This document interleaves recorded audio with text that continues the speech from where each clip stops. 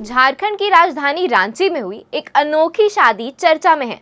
यहाँ एक दूल्हा जेसीबी पर सवार होकर शादी करने पहुंचा।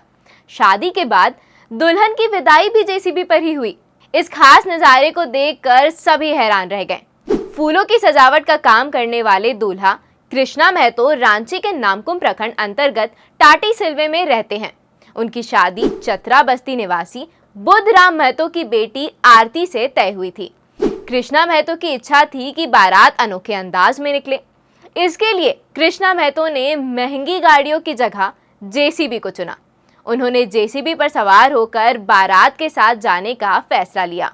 मंगलवार की रात कृष्णा महतो जेसीबी पर सवार हुए और 10 किलोमीटर का सफर तय करके बारात लेकर दुल्हन के घर पहुंचे। फूलों से सजी जेसीबी को देखकर हर कोई हैरान था। जेसीबी में खुदाई के लिए लगे बकेट में मोटे मोटे गद्दे भी बिछाए गए थे।